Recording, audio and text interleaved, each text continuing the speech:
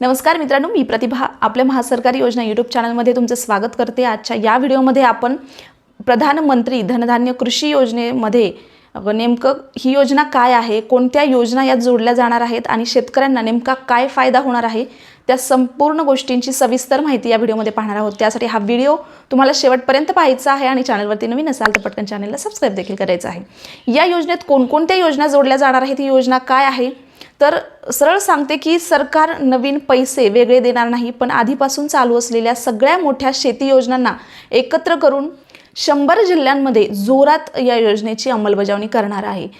यामध्ये योजना कोणकोणत्या असणार आहेत, तर पहिली जी योजना आहे ती म्हणजे प्रधानमंत्री किसान सन्मान निधी योजना। यामध्ये तुम्हाला 6000 रुपये तुमच्या खात्यामध्ये दरवर्षी दिले जातात।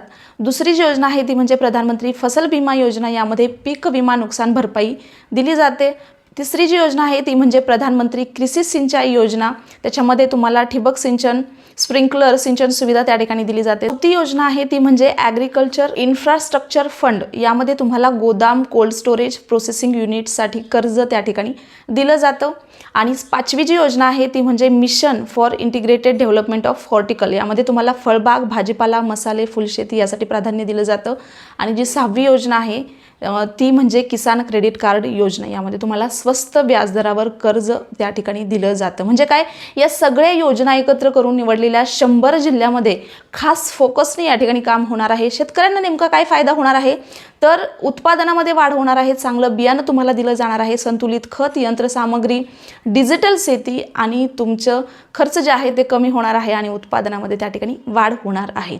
दुसरी जी गोष्ट आहे ती म्हणजे पीक विविधीकरण। फक्त एकच पीक नको, भाजीपाला, फळबाग, दुग्ध व्यवसाय, मत्स्यपालन, मधशेती या ठिकाणी तुम्हाला यासाठी वेगवेगळे जे आहेत ते तुमचं पिकं तुम्हाला घेऊन उत्पादनामध्ये वाढ करून देण्यासाठी उत्पन्नाचे वेगवेगळे स्रोत तुम्हाला त्या ठिकाणी दिले जाणार आहेत।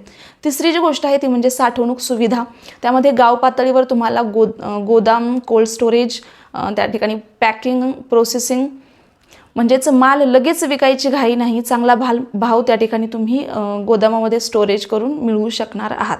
चौथी जी गोष्ट आहे ती म्हणजे पाणी व्यवस्थापन। त्यामध्ये तुम्हाला ठिबक सिंचन, पाणी साठवण, कमांड एरिया विकास म्हणजेच पाण्याची बचत आणि उत्पादनात वाढ त्या ठिकाणी होणार आहे। पाचवी जी गोष्ट, पाचवा जो लाभ असणार आहे तो म्हणजे कर्ज तुम्हाला मिळणं सोपं होणार आहे। KCC म्हणजेच किसान क्रेडिट कार्ड तुम्हाला त्या ठिकाणी त्या योजनेअंतर्गत तुम्हाला कर्ज मिळणं सोपं होणार आहे।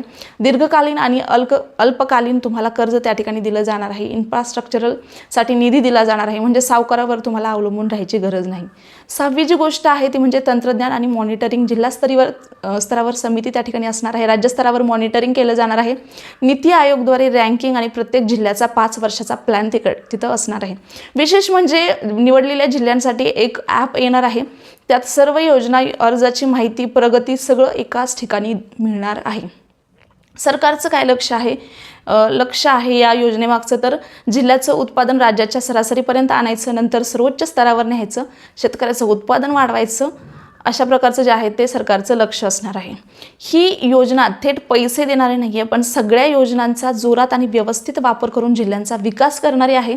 जर नीट राबवली गेली तर खरोखर शेतकऱ्यांसाठी गेम चेंजर त्या ठिकाणी ही ठरवू शकणार आहे। तर तुमचा जिल्हा यात आहे का नाही ते कमेंटमध्ये नक्की सांगा आणि व्हिडिओ आवडला असेल तर तुम्हाला लाईक करायचं आहे, शेअर करायचं आहे तुमच्या शेतकरी मित्रांपर्यंत, शेतकरी ग्रुपमध्ये।